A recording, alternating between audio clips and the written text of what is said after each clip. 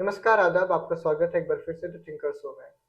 26 मार्च को international labour organisation (ILO) और मानव विकास संस्थान के द्वारा संयुक्त रूप से इंडियन एम्प्लॉयमेंट रिपोर्ट 2022 जारी की गई है। इस रिपोर्ट में भारत में रोजगार की स्थिति पर प्रकाश डाला गया है। रिपोर्ट के अनुसार भारत में कुल बेरोजगारों में से 83% युवा हैं, यानी हर 100 बेरोजगारों में से 83 पढ़े लिखे युवा हैं। रिपोर्ट बताती है कि वर्ष 2000 में जहां 35.2% युवा बेरोजगार थे, वहीं 2022 में 65.7% युवा बेरोजगार हैं, यानी लगभग यह आंकड़ा दोगुना हो चुका है। 62.2 लड़कों के पास पढ़े लिखे होने के बावजूद नौकरी नहीं है, वहीं लड़कियों के लिए यह आंकड़ा और ज्यादा है, लगभग 76.7%। लड़कियों के पास पढ़े लिखे होने के बावजूद नौकरी नहीं है।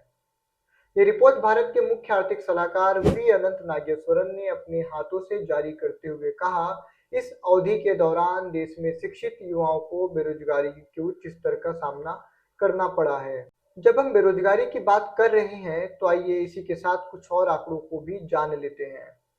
1 मार्च 2022 तक सरकारी विभागों में कुल 9,64,359 पद खाली थे। यह जानकारी 2023 के मानसून सत्र के दौरान राज्यसभा और लोकसभा में सामने आई। नियमित नौकरियां पिछले 6 वर्षों में 25% से घटकर 22% रह गई हैं और नियमित वेतन या वेतनभोगी कर्मचारियों में से भी 53.9% किसी भी निर्दिष्ट सामाजिक सुरक्षा लाभ के लिए पात्र नहीं है और 58.6% के पास लिखित नौकरी अनुबंध नहीं है।